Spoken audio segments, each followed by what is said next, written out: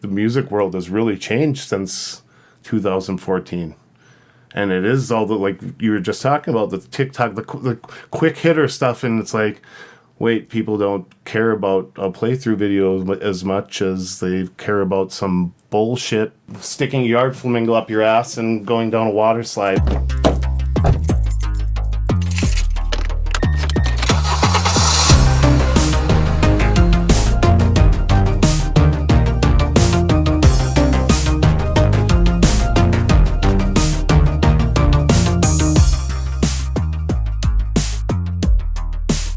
Casey, and I play drums for Vendetta Spoken, and you're listening to My First Car with Elijah Kirby.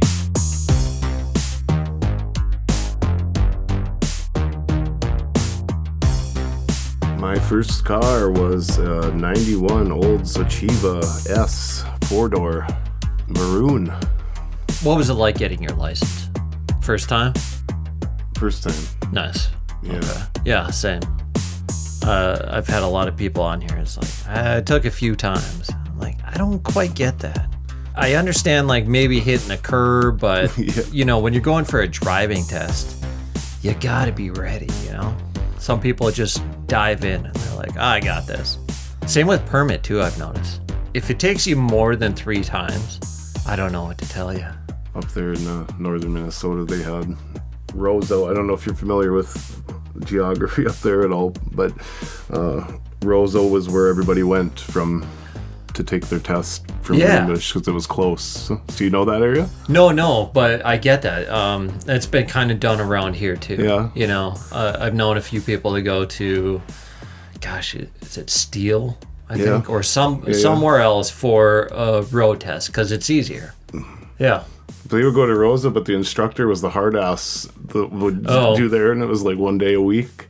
So it's like, I'm trying to beat that system and go to Hallock instead. It was like twice the distance away, but not the hard ass over there. So, yeah, and got it the first time. Ever consider leasing a car? Fine. Let me tell you about Smart Buy. Take the Oldsmobile Achieva. The car that beat Honda Accord and Toyota Camry in an independent 100,000-mile test. And now you can buy an Achieva S for just $199 a month for 36 months. So stop by anytime. It's your choice.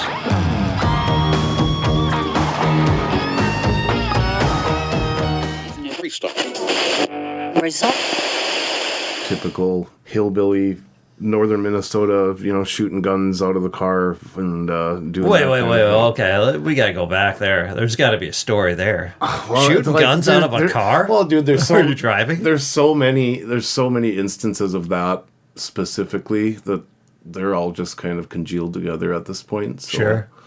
All right, give me an example. Who's shooting out of the car? Well, everybody but the guy driving. unless it's stopped, then he might be too. So I guess it depends on how many weapons are in the car at the time. But yeah, it's typically out of the side. I should. What are you shooting or shooting with? I mean, well, shotguns, rifles, typically long gun stuff. Yeah, hitting signs. Animals. Okay. Just kind of bloodthirsty and cold. Like back in those days. Like now, I would never in a million years do that stuff. But right. Punk ass kids. So yeah. You know. Yep, punk ass kids in small towns, man. You got to get out and do random shit. Liquor and guns. That's what happens. It does. Like driving around rural North Dakota, you'll find stop signs or road signs littered with holes here and there. And I'm always like, who the fuck is doing that? And now I know. You're one of them. We had this baby blue Chevrolet Suburban. I don't remember the year it was. The cloth interior with the big plushy seats in there. Everything was baby blue. And it was kind of sexy in its own way, but was driving it and took it out. And we would go out before school and go shoot guns. And we took that thing out and drove out, and there was a bunch of snow geese out in the field. This was like in October.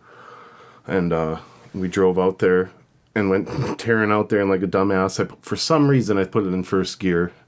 I don't know why, still to this day, but we were chasing these geese. Of course, they got up, way before we ever got close to them, and my buddy was literally hanging out the window firing. Oh, nice. And he got one. I mean, it was a miraculous shot, but in the process, it blew that thing up. Oh, shit, while doing that, so it was and the guy that had it before, he was super proud of it and like took just immaculate care of that thing, and then ended up in this bastard child's hands, and then just blew her up in a couple of weeks. Like, what an asshole, huh? That story is ubiquitous because so many people have gotten their first car from somebody who took care of that car for years. Like, it could have been somebody who got it in the 60s or the 70s, and they always had that car. And then it got passed down to some punk kid, and it only lasts 6 months to a year afterwards, I don't know if there's a certain point where youth were just not taught how to maintain a vehicle, because I was never really trained how to maintain a vehicle. It was just, here it is, good luck. Yeah. Yeah. And also, you're at that age where you don't really give a shit. You're just kind of like, fuck yeah, I got my wheels, man, we're gonna rip it up. And then you do, and then shit happens, and you're like, what do I do now? I didn't know that was gonna happen. Right. It's almost like a rite of passage. It really is, yeah. But it is funny how just like somebody puts so much love and care into something, and it's theirs, and then once they give it up and it goes to somebody else, it's all that love and care is just R.I.P. R.I.P. That time of life is such a blur too. It is. Like, every day it just seems like it gets slightly blurrier. Yeah. Is that just part of us getting older? It is. It is. Memories become like photocopies of photocopies. You ever done that, taking a photocopy of a page and then copied that one, and then you see it's like the picture is degraded, and then you take a copy of that one and make a photocopy? That's like memories, They just change over time, and they get less clear. It's a great way to visually represent that. Yeah. Oh. And it sucks because there's really nothing you can do about it. What helps too is also stuff like this, recording it, and then like eventually you could maybe share this episode with your children, grandchildren. We're just kind of trying to capture moments. And like I said, I heavily edit. So any pauses and brain farts, or actual farts too, sometimes I edit. Unless it's a really good fart, then, turn around and face the microphone if you could, because I like to get those ones. I'm trying to okay, this is just a character flaw, but it's just the background come from, but I tend to get nervous and ramble a little bit. Oh yeah, rambling is good too. I don't think it's good, but trying to get out what I'm trying to say, and then I feel like somebody's either doesn't give a shit or just get to the point. So this is the antithesis of that. I do the same thing. Yeah, okay. Yeah, and sometimes I'll start talking after a few minutes. I think, fuck, I should wrap this up. I've noticed I've done it on this podcast too. Once I hear it, I'm like, oh, it sounds like I cut myself off. Like I could have kept talking, but I start getting kind of a little bit nervous, like, oh, I'm talking too much, or I'm just rambling. I should just get to the point and then just cut it real quick, Verbatim. Yeah. The same. Yeah. Yeah. That's interesting. Yeah, it's stupid. I don't know. You're your own worst enemy kind of thing. I agree. Yeah. I thought it was an interesting insight that you'd said that you're nervous too, and it's your own show. Oh yeah. And then I kind of got gears turning there too, where it's like we're all just nervous in our own way, right? And now it sounds like we have similar ways. I'd like to think so, but I've run into other people over time, and they can get in front of a group of people and just BS without a bead of sweat or without even a thought. Or, people come in, I've had some people nervous, some who are not. It's the ones who are really not are like, how the fuck do you do that? I play in a band, but I could never play solo. Yeah. You know, I need 3 to 4 other people up there with me. I can't get up on the mic. For one, I can't sing. But if I could, I don't know if I could. Yeah. I can play guitar with a drummer, a bassist, and a singer, but I could never just get up there and do my own thing like some solo acts. Totally agree. And I don't know where that comes from. Not their ability to do it, but I don't know where my ability to not do it comes from. Why do I stress out about things? And it's almost anything, you know. Something at work, like if I have to do a presentation at work, or not even that, if it's just something different out of my norm, you know, I'll kind of stress about it. And it's not even an issue where I get in my own head, because I've been in moments where I'm good up until this point, and then my pulse is going, I start sweating, and I hate that. I don't know. And I'm 44. You know, nothing's changed. How is it to be a drummer and be nervous? Thankfully, my ugly mug gets to be hidden behind cymbals, so it's I'm kind of like you're behind other people anyway. Yeah, and I'm so that nobody gives a shit about us, right? Yeah. You know? But no, honestly, like it's one of those things that, and I think it's natural for us to feel that when we're about to show our art and show what we do to the world. Like there's always that, whether it's conscious or subconscious anxiety. That like, was this going to be good? Is this what we had hoped it for? Or like, am I delusional? And you know, all of that stuff. But once, like, just the lead up to it, I'm nervous. I get nervous like anybody else. But once we're up there, and my drums are set up, and everything's in as close to perfect position as it can be, I kind of just settle in, and I'm in my element up there. Yeah. And I know that that's what I'm supposed to be doing, right? Whether it's in that moment or generally. But there's something about that where it's like, once we're at the point of we're about to play, just finishing sound check, and I just get to settle in and sit down and just breathe. And then I remember, you know, having the thought too of just to savor this. There's only a finite amount of times that you'll ever get to do this again. And yeah, it's just one of those things where, and then once the first note hits and we go, and then it's just, it gets to be muscle memory after that. And oh, sure. Like last year at the show, it was like, we were so well rehearsed and it ran through the set so many times that I'm basically on autopilot up there. Oh, nice. Yeah. Where I'm like having internal dialogue in the middle of the song as we're going along, and there was like a drum solo section early in the set, and it was kind of one of those things. If I'm feeling it, I'm gonna go for it. If not, we'll just move to the next song. And I remember thinking like the song before that, like, fuck, that's coming up, and I should go. Okay, yeah, let's go. Why not? You know, follow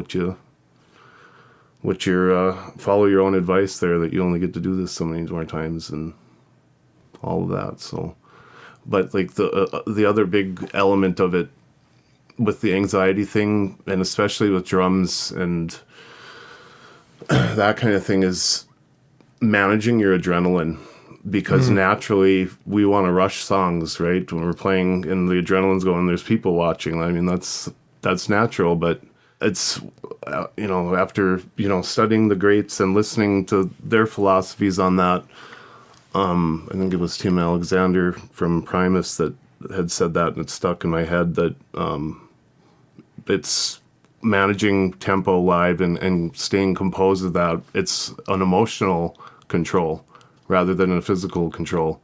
And that kind of stuck with me, that it's like you're managing emotions more than primarily before managing your physical body. And I thought that was a pretty insightful thought on that. But I think one day I might write a short story. I wrote a script, haven't done anything with it, but if I ever like actually write a book, and then somebody picked it up and they're like, hey, we need you to sell this. So you have to go around, tour this book, but you're going to have to read a chapter of your book at a bookstore or a library or something. I'd be like, well, I guess I'm not going to sell a book if that's the case. Yeah. I mean, I wrote it and whatever. I'll just give it away for free. I don't think I could promote it in that aspect. You know what I mean? Yeah. Yeah, that's stupid. That's how bad my anxiety is. Unless I had my band up there playing, then maybe it would work. But I need 3-4 other guys up there with me. Yeah, but then feel the same. The thought of going up there with a guitar, singing something, even just being on the microphone, that's a terrifying prospect. Yeah. I hate it. No, same. There's no way. No way. And it makes you admire the people that do it too, because it does. Takes courage to do that. Because it's a natural ability. It's not even just courage. They can just do it. You know those people. They could get up in front of your whole school and BS for a while. Fuck those guys. Yeah, fuck those guys. Isn't public speaking the number one phobia in America? Isn't that so? Yeah. I've heard that. I don't know whether it's true or not, but right. Yeah, then like giving a speech. Mm-hmm. Fuck. No way. No way. No way. No. I'll stay my ass behind the cymbals where I need to be. And that seems like a good spot too. I should have been a drummer. In hindsight. Yeah? Yeah. I feel like I would have been not a good drummer, but I would have been more comfortable. Plus I'm a little lazy. I like to sit, kick back. Yeah. Not to call drummers lazy, but I mean, come on, you're sitting down. Stand up once in a while. That's fair. Say the same thing when you got a hog gear and have a humongous drum set. And yeah. When did you get into drumming? I was 12, and it happened accidentally. My homeroom in junior high was in the music room with Miss Erickson. I was just back there tapping on the timpanis one day, just, being an ADD kid and all that. And she's like, Casey, you can't touch the drums if you don't play drums. And then it was just off the cuff, well, I think I'm going to play drums, can I? She's like, okay. And there was already 7 or 8 guys that played drums. There was no room really for another one. Yeah, but sure. I think she kind of liked me a little bit. So, yeah, and that's how that all stumbled into place. And then it just became an obsession, I guess, after that. Oh, yeah? Learning the basics, starting with your rudiments and the books, lesson books, and snare, and maybe the big walking bass drum with the mallet or timpanis or any of the general standard percussion pieces you'd find in a small town. Did you do marching band? We did once as an experiment, but it wasn't anything that was regular or constant or anything like that. So what town did you live in? It's Greenbush, Minnesota. Okay. Is that where you're born? Well, born in Thief River, which is 40 miles south of there. Okay. Yeah. What size town? Greenbush is, at the time it was 800 people about. Right huge. On. Yeah, huge. Entire reason that we're sitting here right now is because of the band. Yeah. And Vic and Dean, when they brought me out to audition in, was that 2009 or 2010? 2009. Auditioned for them, and we hit it off right out the gate, and the rest is history, I guess. Did you play in other bands? Yeah. Back home? So that's how they got in touch, and it was kind of a weird thing, but our old band, Masada and Vendetta Spoken, played quite a few shows together back in the day. We knew each other. There's a little bit of friendly competition going on there or whatever, but we were all cool. But when they had members, they'd kind of had a split in the group and that kind of thing. And they sought me out. It actually went to... So you remember MySpace, how it used to have your top friends on there? Oh, yeah. Yeah. So me and a good friend of mine, Raj, we had the same setup with a red kit with 1 up, 2 down for tom configuration. And he was in the top friends and whatever, and it was some weird thing where they got a hold of him and they thought it was me, or we thought we were vice versa. Oh, sure. And then he told me that he's like, they sent this to me, and I don't want to do that. It's like, maybe it was supposed to go to you instead or something. I don't really remember how that went down entirely, but I was like, hell yeah, I'm down. And then we got in touch, and that's how a week or two after that, and tried out. And yeah, it was like we'd known each other forever. So it was cool. That's crazy. It was cool. Yeah. So you continued to live in Minnesota that whole time? You guys were playing? Yeah. I've always lived, unless like working out in the state of North Dakota, I've always lived 4 or 5 hours away from Bismarck. Oh. Yeah. That's wild. Yeah, it is. Kind of. So what was the jamming process like? Was it always in person, or would they ever send you music and you'd have to jam and learn it that way? Both. Okay. So when I came and auditioned for them, they're like, yeah, the spot's yours. Cool. Oh, we're going to go to Michigan and record a full-length album in, it was like 3 or 4 weeks. Some of these, timelines are a little blurry, but it was like tomorrow. It could have just been, Right. And it's like, oh shit, that's a lot of, okay, so to learn this material in that timeline, and then not only that, but going to Michigan, and then later I found out Josh Schrader, he's the man, and he's incredible at what he does. So it was a little bit of cramming that in there. We've got a little bit of an unorthodox system where that's how we used to kind of do it, where Vic would, because he writes all the time, he would send a track and he would program drums out for it. And then, which was helpful because then I have a general idea what he's looking for, what he's hearing behind a part. So would go and learn these songs and then kind of put my own little flavor on that. So it wasn't so mechanical. I mean, it was more of a utility to get the idea across rather than like it has to be this way. Right. So that was kind of how we would do that. Initially when I came out here, was out here for, I think it was a week or two the first time, and we were just together every day. And just jamming. Yeah. Yeah. Yeah, and it was rad. It was like an immediate, just felt welcome and felt wanted, and it was, Bismarck's always had a special place in my heart because of that. And after, we were on hiatus for a better part of 10 years. Yeah. Like coming back out here, and it was just like a flood of memories came back, and I remember this street, and like I remember this happening there, and it was really surreal, and it was I don't want to say overwhelming, but it was like time had advanced, but it had stood still at the same time. Yeah. And like I come back here, and it's like Vic and Aaron are the same, and Dean's the same, but then their kids are grown up, and like, and it's like, it was a lot to mentally unpack and compartmentalize when it came to that, because it was just surreal. It's like re-downloading the map in your brain too, and right. And, I remember how to get around, and it was a lot, but it was awesome, and it's good to be back.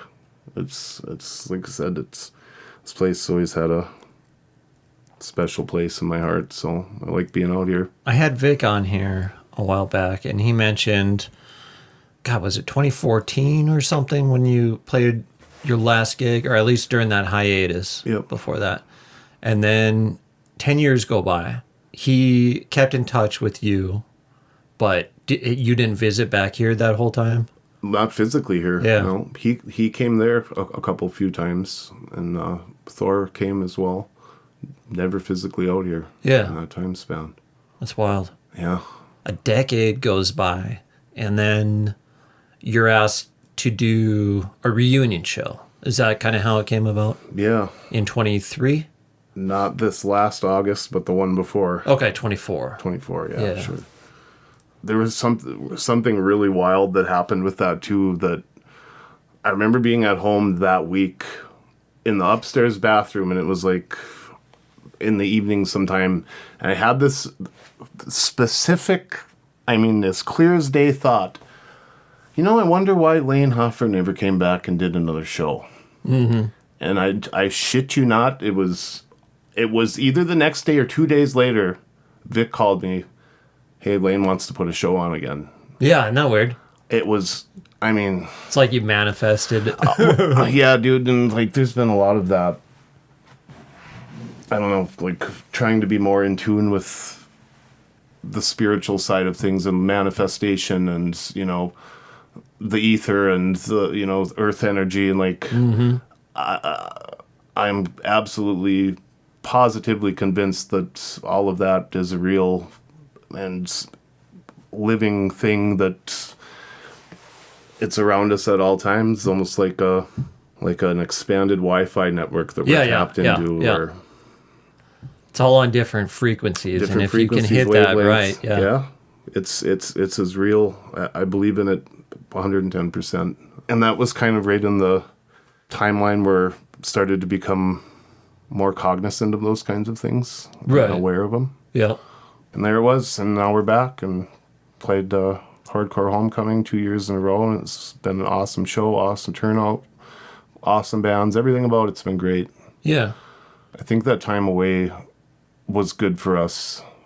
I don't know if necessarily in a cathartic sense, but I think it gave us some sort of clarity as far as realizing that we need music in our life in whatever capacity it may be, but the way things fizzled out before, and just it kind of was just, I don't know, a wet noodle, just, like it didn't feel right. It was just, it kind of fizzled out, and then it was just non-existent, and it just, yeah. So there was almost like this sense of closure that came with playing that show, and we had the lineup that we had with Izzy and Dean and Thor and Vic and myself to play that show, which was the lineup when things fizzled out. So it was almost like it had that closure feeling to it, where we, or at least melded those two timelines together, and it felt right. Nice. Now we're going to release the first material that we've released in 15 years, which is wild, 'cause it's like, fuck, I'm getting old. Yeah, I know. It's a scary feeling. It's like, it is like we're like, you're in denial, like you can't move as quick as you used to. Yeah. You can't, all of these things. And if I have to squat down all the way and I'm just kind of digging around in the bottom of the fridge, and if I either get up too quick or I move wrong, I'm like, oh, fuck, oh, my knee. And then I almost fall over, and my wife's like, what's wrong with you? I'm like, I just bent down too low. It's so stupid. Sneeze and throw your back out. Yeah. I dropped something in my passenger floor of my car, and I reached to grab it, and I pulled something in my back, and I was like, oh, fuck. Okay, guess I'm done. Yeah, just the worst. I don't get hurt doing anything cool. Yeah. It's reaching for something or squatting down. God. The scene specifically in Bismarck is stronger and healthier than it's ever been before, in my experience. I want to say that too. Yeah. The camaraderie element is there. The mutual support is there. We have, like, with the new venue coming into fruition here, and things are moving in the right direction. You doing the podcasts, having band guys on here, like there's all these little elements that seem to be complementing one another, working together to achieve a greater goal, and that's elevates us all as a collective in that way too, right? So, because it was in Fargo, it was really standoffish, really cliquey, like guys ripping your flyers down, and what the fuck? Yeah, like what the fuck is that even? Like, okay, it's like I don't think I ever noticed that in this town, period. Yeah, I mean, maybe, but I don't think so. It's like man code. Like, you don't fuck with a guy's vehicle, right? Like, right. It's it's kind of along those same lines. Is it safe to say that, or yeah, like tearing down somebody's flyers? Yeah, but that's so dickish. Yeah, I know, and it was really unhealthy. Yeah, and now that it feels that way here, it feels like, especially the camaraderie element and just the cool things going on, it feels really healthy. Good. And like there's a good group of I'm glad guys you doing can see good that. things, and yeah, it's like navigating that. You know, guys have wives and kids and wives right. and all of that stuff. So, you know, obviously it's not gung ho like, oh, let's drop everything we do and go to tour. You know, Yeah, it doesn't yeah. work that way anymore, right? No. So navigating some of those challenges and figuring that out, because you know we're in 3 or 4 or 5 different locations depending on what the lineup is. So thankfully we have a pool of musicians in this band that are all super capable guys, very skilled, that can interchange instruments and play the parts on something else if we need to shift them around for accommodating somebody else's what they have going on in life and or their schedule or whatever else. And it's challenging, but it's having a group of guys like that are as skilled as these guys are. It's pretty neat to see that, to be able to interchange parts and have it work, and yeah, so we kind of take a little bit different approach there, where we're an extended family or an expanded band. Are you going to take your shirt off when you drum? I'm too fat for that. I used to back in the day. You got a couple months. You'll get in shape. Yeah, I'm going to have to realize after rehearsals last night I've gotten quite out of shape again, but it'll come around. Yeah. Yeah, no, we're real excited about it. Nice. It's going to be fun. Are you guys playing the hardcore homecoming in the summer? Yes. Oh, you are? Shit. We were going to play. Oh, no, really? Yeah. But you guys are too good. I don't know if we can play with you guys again. I don't want to play with a really good band, you know? So my old band, TSS, Toxic Shock Syndrome, our singer died when we were in our 20s.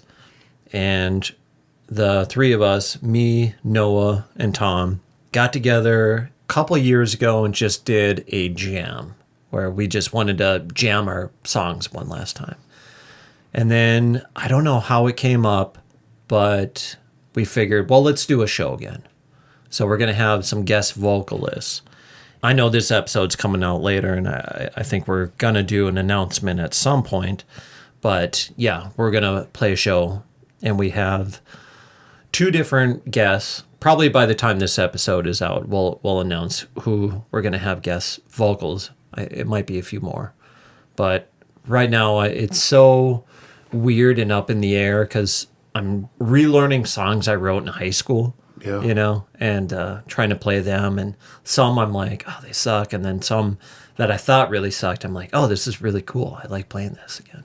So, yeah, it's something I wasn't quite prepared for. And now I'm in the process of mentally preparing myself, but also my fingers.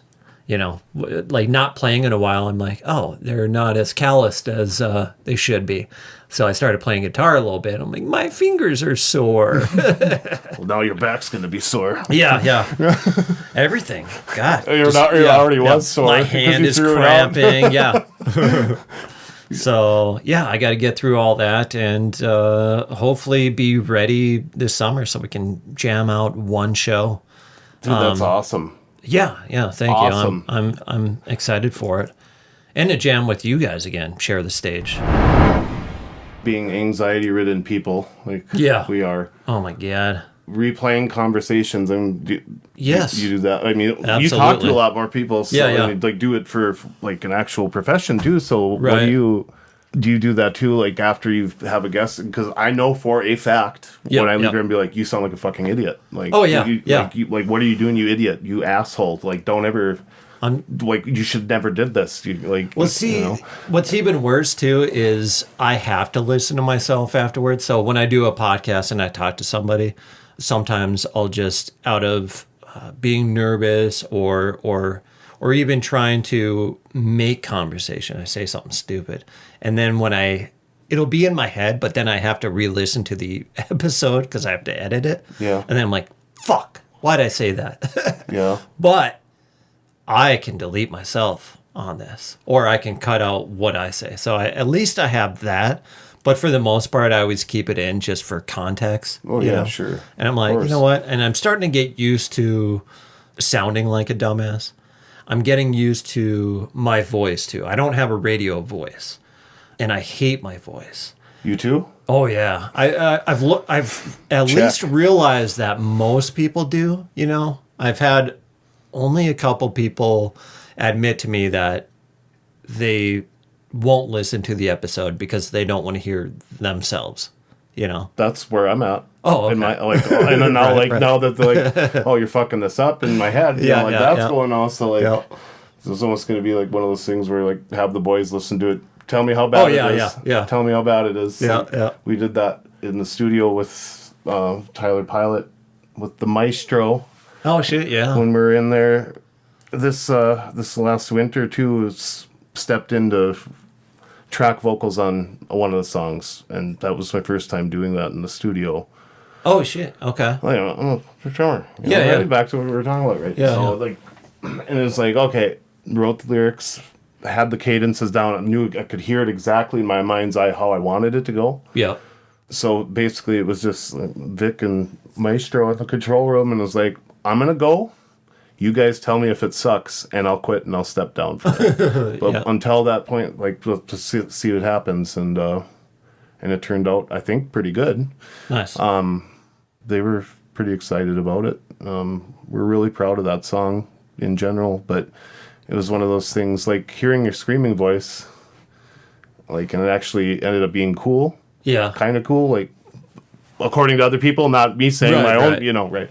So, like, getting that feedback, it's like, oh, okay, it's a little bit, 0.1 points of self-esteem boost there. Oh, right? yeah, But, like, a talking little bit voice counts.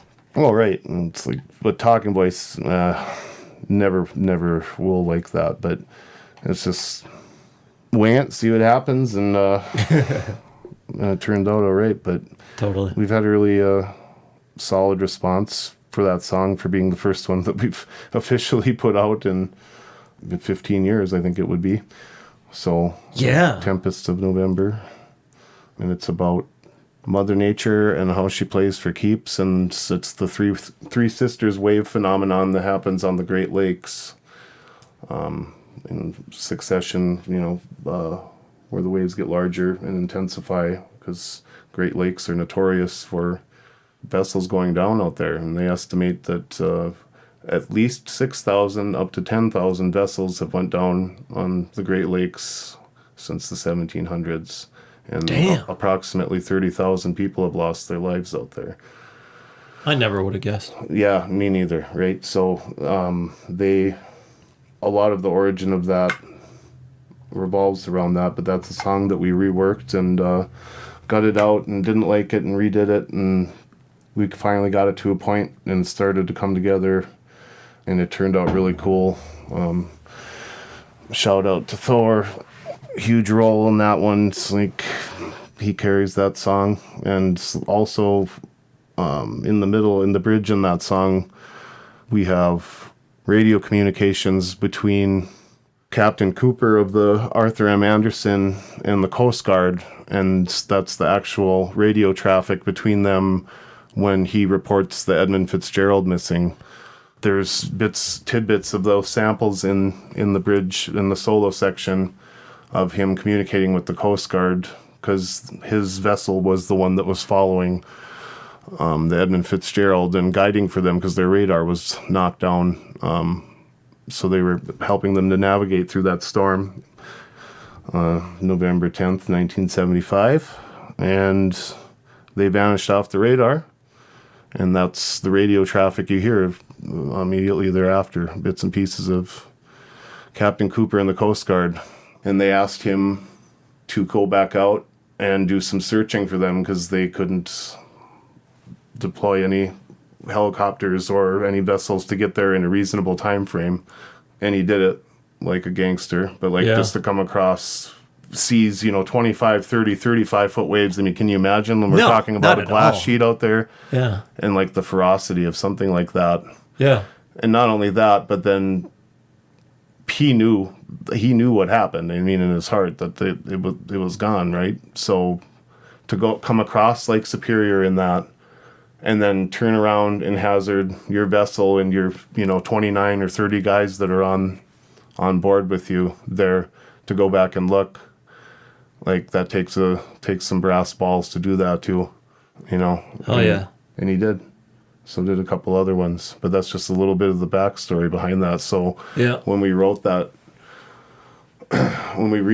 song, we applied the Three Sisters and kind of broke it sectionally into 3 sections, intensifying as the song intensifies to the climax. And we kind of use that as a template to build around and work those concepts off of. And I think that it came out really cool. We're really, really proud of it. Really proud of everything to do with it.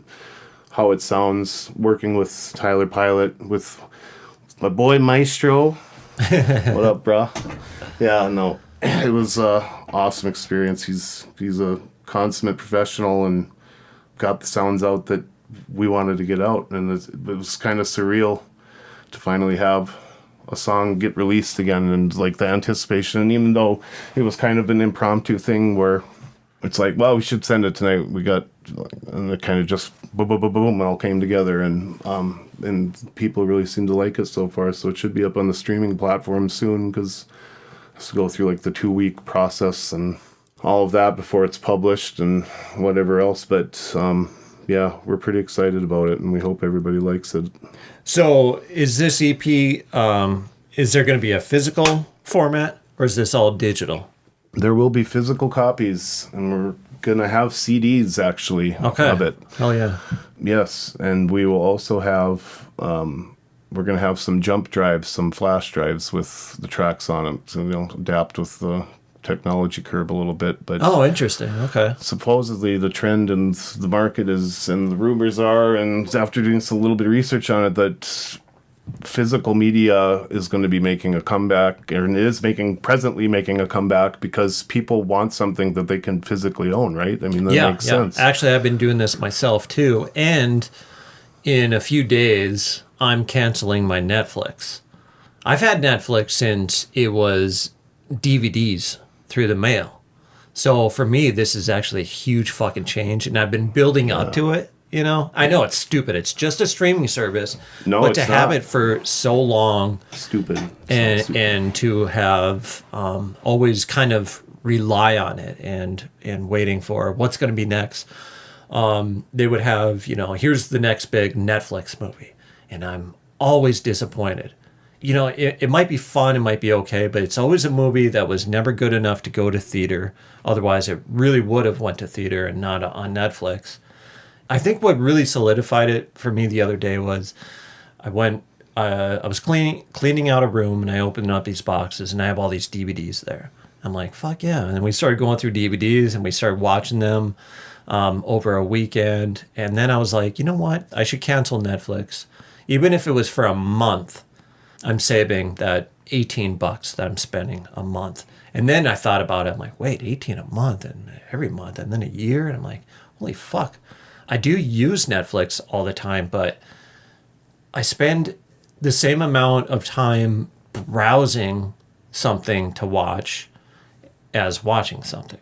Right. And now canceling it, I think I want to promote that I'm canceling it and see if I can get somebody else to eventually cancel their Netflix too. Dude, I think that's great. Yeah. Honestly. And when you brought up physical media, I'm like, fuck yeah, because I'm pulling out my old DVDs, some Blu-ray. Once I cancel Netflix, I'm going to watch these when I work out or on a weekend. If we want to watch something, we'll just grab, a movie to pop up. Yeah. And I kind of miss DVD extras. Also, commentary. Just the other weird random shit that you would kind of find. You don't get that anymore. No. You watch a movie, you get no real insight as to, where it was filmed or how it was filmed or anything like that, I don't know. Meat and potatoes of it. Yeah. That's, I mean, that's the cool stuff too. Like, for people that want to know that too. And it's like, that's the world we live in. It's just a turnkey, like, here's the convenience and reasonable thing. And like you said, well, not even the reasonable thing, but you said it yourself, like you spend just as much time scrolling through that as actually watching something. Yeah. And like, yeah. I know, and it seems like there's that collective nostalgia too of like our generation too, like missing the '90s. Like, have you had that? I saw that with online recently. Have you had that trend too? Like, it seems like a lot of people have been seeing that.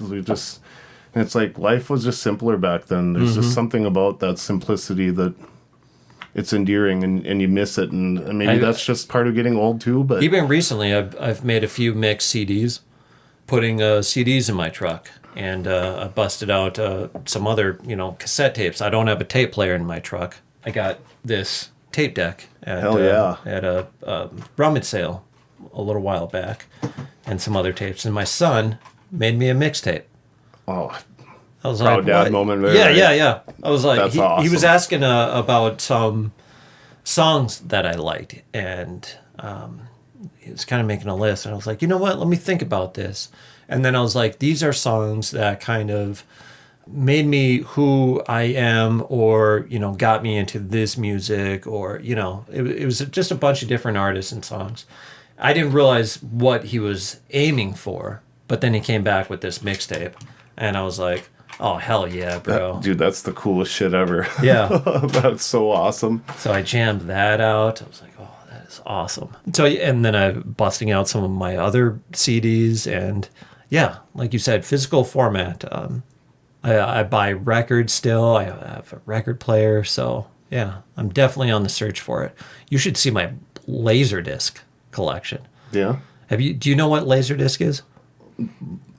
Vaguely. Yeah. It's, I don't know when it started. Maybe the 80s. A little bit bigger in the 90s. When movies were on a big CD format, about the size of a record, but it's a giant CD, DVD kind of thing.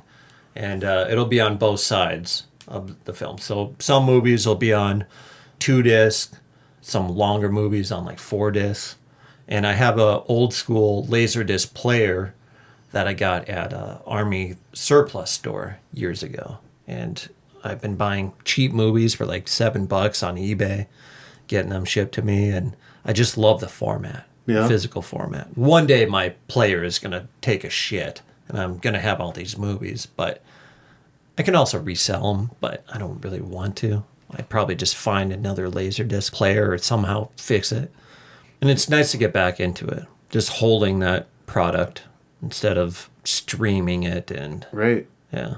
You'll own nothing and be happy, right? Like, as they tell you. Yeah. And it's like, when you think about it too, it's like we have, like, the cloud holds our memories, and like our physical, like we don't have physical pictures to hold anymore. Like, and it's like you have to pay for them because they're stored in some bullshit location. That's another thing I've done too. Yeah, we've been printing off some pictures too. Just going to CVS. Yeah. I like looking at physical pictures too. Yeah. And showing them to other people. Oh, I want to show you a couple pictures while we're here. Cool. All right. Here.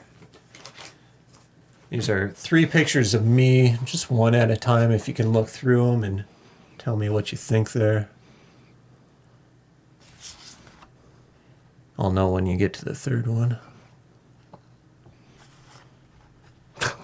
Christ. Had to do that. Isn't that the biggest shit you've ever seen?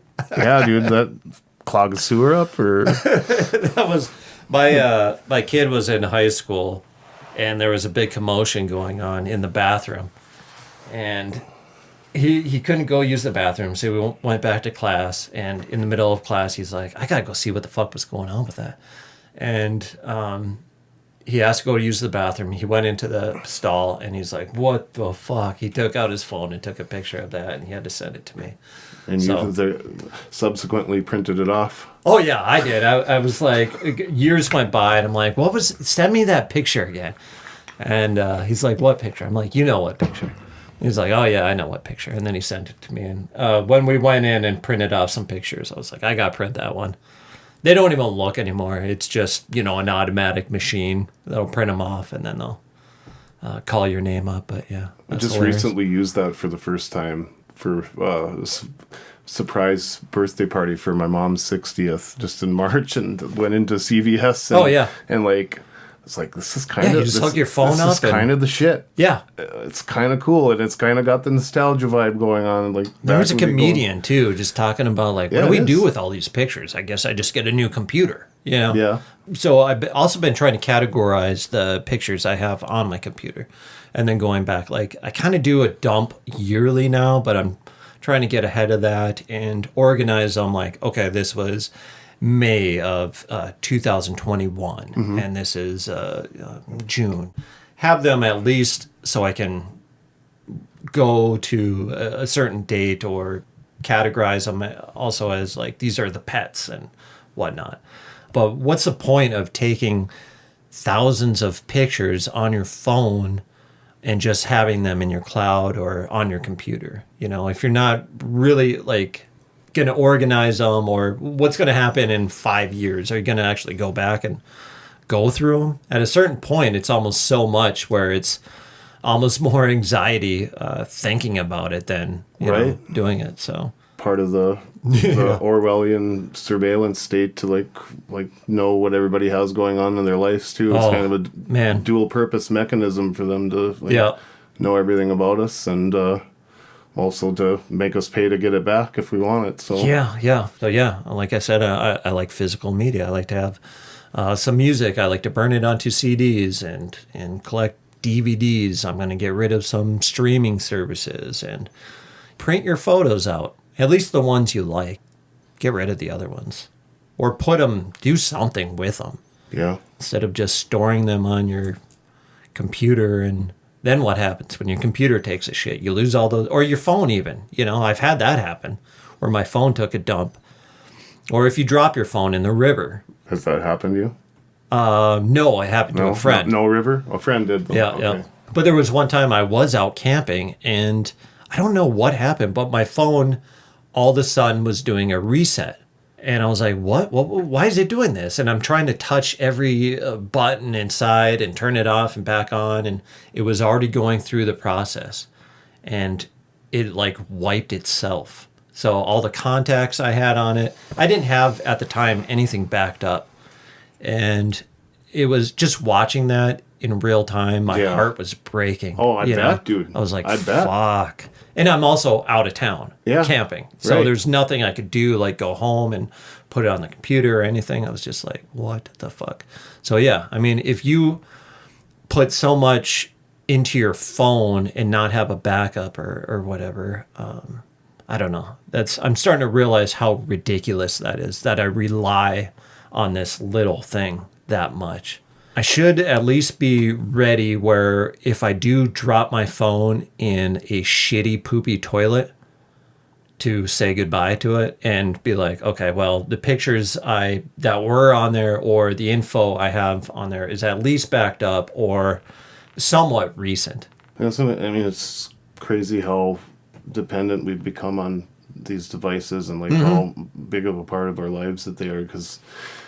Like, yeah, that's honestly, the thing. Dependent. I mean, it's like we did it before that time where we had these attached to our hip all the time. Like people found a way. Like we did it the old school way. We scheduled. I'll meet you here then. Cool. And your handshake meant something back then. And, you know, there's something so artificial and just generally just disingenuous about this current state of technology being infused with our daily lives that I don't like. And this is, you know, when you said you're canceling your streaming service, tell me if this is crazy or not, because I haven't had any streaming services, haven't even had TV or this is a really crazy one, especially trying to network music stuff, right? Yeah. So you're gonna say you're an idiot, but no Wi-Fi.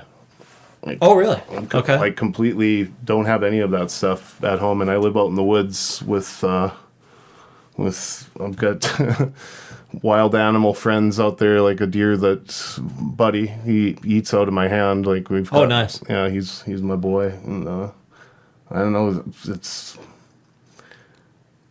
It's peaceful like that, and I've been trying to like be cognizant of distancing myself from this as much as I can. Right. That's realistic without, you know, unless you're expecting this, that, or whatever. But I've noticed that mentally and physically, I feel better too from it. Yeah. Physically having physical distance from that and just letting it be. My and not wife worrying and I about have it. talked about doing electronic free evenings. You know, there still would be a TV or maybe music playing in the background, but I wouldn't be looking at my tablet on the couch when she's looking at her phone on the chair. Yeah. We would actually play a game. You know, we were cleaning some stuff the other day and we came across Boggle. It's a start, but, you know, doing one night of put your fucking phone down and let's do this. We'll have dinner. That's great. We'll play a game and we'll chill. Glass of wine, and we'll be good. And I think for me, starting with Netflix canceling, I think that's a great start. And I hope somebody listening might think about doing that too. And who knows, maybe they subscribe to 10 different things. And if you got rid of one, that's something. And then see how you feel. Because you can always come back a month later. You know, and that's kind of the beauty of it. You're not losing anything. All that's going to be there. So just try it. Give it a month. And if you're still good, fucking stay off it. Couldn't agree more. I think it's great to start somewhere with that and just try it. And I think that the more that we do these things, we'll find that it actually isn't even remotely integral to our daily life, and we absolutely don't need it. And then it'll open up these other little avenues of, I'm gonna walk tonight instead of doing this, or I'm gonna. Oh my God, that's another thing too. I've been hearing about. Well, it was actually a couple years ago, but people taking walks without their phone. Yeah. Like going a couple miles and just walking and just staying in your head. You don't talk to anybody. You can stop at a gas station, grab a water or something if you need it, but then keep going and just see where your thoughts take you. Besides your physical body, but you start thinking in your head and you might go places. You might remember things you forgot about, or, you know, things you haven't thought of in a while, or even something new. I've been meaning to do that. I have yet to do it. And to be honest, I can't remember the last time I actually left the house without my phone. Yeah. I've got a few things that I always have to have on me. Car keys, obviously, house keys. Wallet, and phone. And now also chapstick. Oh. But I leave the house without chapstick all the time. I'm like, fuck, I forgot my chapstick. But you know what? I'm okay. Right. So if I could do that with my phone. I think you can, bro. I got to work my way up there, though. Yeah, it'll take time. Yeah. I think there's something to that, too, where answers come to us in the silence. And then one day, one weekend, maybe this year, actual camping without electronics. Free? Yeah. Dig it. Fuck yeah. Dig it, dude. I might try that. That is legit. You should. Yeah. Really. And like, this is crazy being a music person, too, and this also probably sound crazy to you and to the guys as well, that a lot of the time spent on the road, because I'm driving a lot, and a lot of times, like, lately, I'm communicating about the show or, like, this, that, and, like, it's been a lot of phone activity lately as I'm driving, but yeah, that's how it goes, right? So, but I've noticed that having no music on when I need to deep think, and the highway is very, very therapeutic, cathartic for just letting me deep think with the sound of the road and just ambient noise of going down the highway at 70 miles an hour, whatever. Yeah. That's when I can really get into the headspace that I need to think critically and analyze and mentally untie knots and work through problems in my head. I've noticed that it's very helpful. And I think that in conjunction with that, that's what's been great about living in the woods too, because it's literally in the woods. It's not like you don't take like an ox cart down through the woods to get to my it's nothing like. But I'm like literally in the woods, and I think that in conjunction with that, just having the silence and just having the peace and quiet, and it's really been helpful, where I can just think simply without distraction, and a lot of times spend just sitting at the desk and when going through paperwork or doing this, that, or whatever, that I'll just stare out the window, literally, and I could just look out that window and think, and things come to me in that sense. Where Yeah. And I think that there's something to that, and these devices impede on our ability. I think, oh my God. Whether even if they're on silent or whatever, if they're in the same room, I think that there's something there that's quantifiable as far as the frequency, vibration, so on and so forth, that's affecting our ability to critically think, whether that's 5G signal or however you want to Perhaps maybe spin that. I honestly, like, I've heard that too with 5G or whatever G. I don't think that's the case. I think what it is I mean, all of that together as far as social media and how entertainment feeds into us, all of that has changed and gotten shorter. So we used to have half-hour sitcoms and movies that were an hour and a half, except for those, really big dramas that could be 2.5 to 3.5 hours. Formats have changed and gotten shorter. Maybe starting with Adult Swim a little bit, they went into 15-minute formats for some stoner comedy cartoons, and I always liked that. And then YouTube Shorts, and then TikTok, and everything just kind of went shorter and shorter. That seems to be the best way to get a point through to the youth, and I don't know why. Because the attention span's shortened with the clips. Exactly, and it has shortened, drastically shortened. Drastically. Our attention span is shorter. Our patience is non-existent, almost. Like, if your phone or whatever isn't working for like half a second, you're like, what the fuck? Yeah. You just jump to anger right away. I don't know. I think that's a part of why I want to step back a little bit. And, like I said, it starts with one simple idea of cutting something out of your life. Like for me, it's going to be Netflix for a bit. And then after that, it might be something else. And after that, something else. And slowly downsize and back up and kind of getting back in touch with, realism. And then maybe somebody will knock at my door and I won't get pissed off and think, who the fuck is at my door? Maybe I'll be like, oh, it's company. We're having somebody over today. Yeah. Remember that? That used to be a thing.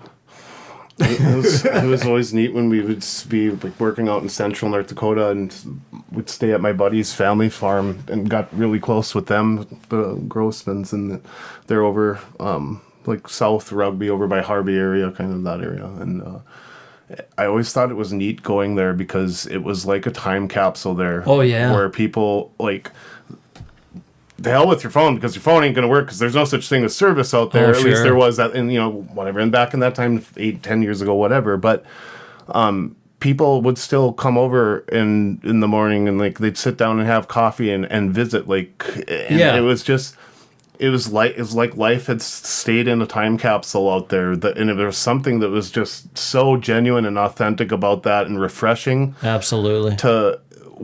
And I really, really enjoyed that. Yeah. It was It's just something about getting away from the digital age and getting away from the pitfalls that's technology's vices and all of that.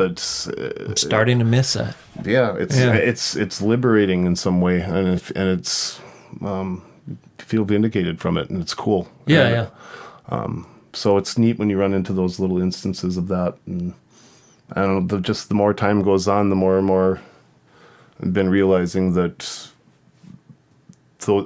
technology definitely has its benefits. I'm not knocking it entirely like that, but being dependent upon it is extremely detrimental to our well-being. Yeah. And trying to do similar things. I've seen videos of, that's another thing. I see videos of other people, of parents taking tablets away from their kids. Yeah. And the kids just it's like they're going through withdrawal. Like physical withdrawal. That's so bonkers to me. I don't know. I'm glad. Part of me is glad I was at an age where social media came a little bit later, so I wasn't putting all the dumb shit that I was doing with my friends online. Yeah. You know, because that shit is up forever. You can delete it within an hour. It's not gone. What's the statute of limitations on that stuff? Yeah. Good thing we couldn't do that back then. Yeah. I agree. I do have some videos on hi8 tape that I've looked at that part of me is like, ooh, I should burn these. But should I?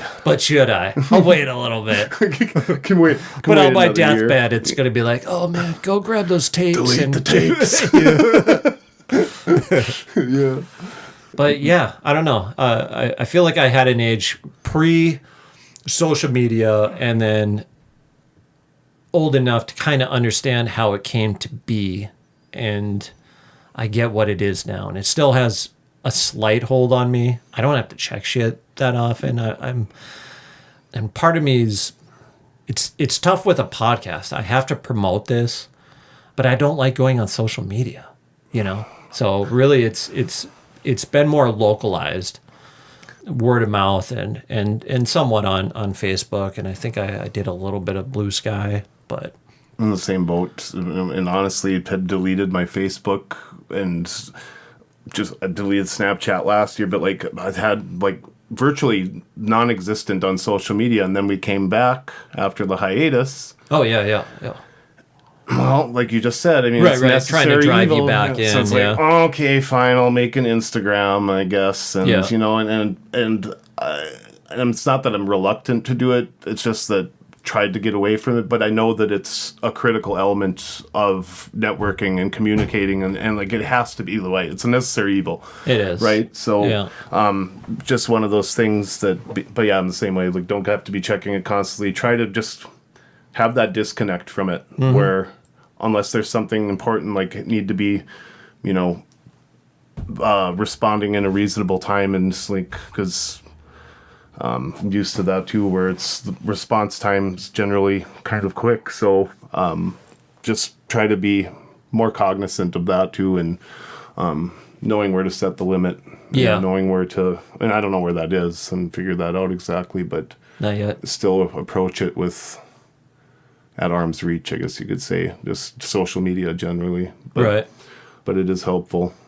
But we got into music, then it's like the simplicity of that too. And we were just talking about this, Ryan and Lucas and I were talking about this the other day. It's like we got into music to make music and not try to crack a fucking algorithm and like be a content creator, and it's evolved so much. And there was such a drastic change in that regard as well, coming back after hiatus too, where come back and like this is like the music world has really changed since 2014, and it is all the, like you were just talking about, the TikTok, the quick hitter stuff, and it's like, wait, people don't care about a playthrough video as much as they care about some bullshit sticking a yard flamingo up your ass and going down a water slide. I mean, who knows? But and coming back to it was just like there's a shock factor behind that to come back to that and see that it had changed that drastically, and I was really surprised by that. Wait, did anybody stick a yard flamingo up their ass? They probably somewhere. Yeah, somewhere. All right, let's find that. I could pull up off the cuff, but that might still happen. Yeah, it's just weird. Mm-hmm. We got into, and so like I think back to the nostalgia thing too. It's physical, having the CD, having the EP, like having that physical thing in your hands. It just, there's something rewarding about that. You remember how it was like going to FYE or going to the CD stores back in the day, and you could listen to the sample tracks. Oh man, I've bought CDs based on the cover. You know, same. I've rented movies because the cover looked fucking cool. You know. Catches your eye. Yeah. You've never even heard of the band before, but wow, their artwork's cool. I'm going to check that out. Yes, right? Absolutely. Yep, same. Can remember a lot of albums like that from back in the day. Miss that time. Mm-hmm. Miss simpler life. Yeah, it was. The fast-paced world that we lived in. Just try to find those respites from it when you can get them, I guess. Yeah. I think the best for me is going to be stepping out of some of it and letting that shit, fly past me. I used to have that FOMO in different aspects, when you're younger, like you couldn't miss out on a party, but then it got to certain music or bands, or when it's streaming, it's movies, like other people are watching this, I have to see it too, so I know what they're talking about. I'm starting to lose that interest. Not interest. I mean, I guess that FOMO, I don't have that anymore. So I think that's a part of, that's going to help me quit a few things and take a step back down the road. I'm looking forward to it now. Goddamn. Anybody listening, man, send me an email if you're going to cancel anything. And I don't know. Or maybe you go camping without your phone for a weekend. Or maybe you take a 2-mile walk and you don't listen to any music. You just are in your thoughts. I want to hear about it. Thanks for coming in, dude. Start a trend. Let's start a trend. Yeah, let's do it, man. You got me going here, so. Dude, good. Thanks for having me on. It's honored to do it, and I appreciate the offer, and it's cool. Hell yeah. What you got going here is cool. Thank you, sir. I dig it. All right. Take care, good buddy, and we'll see you soon. Sounds great, sir.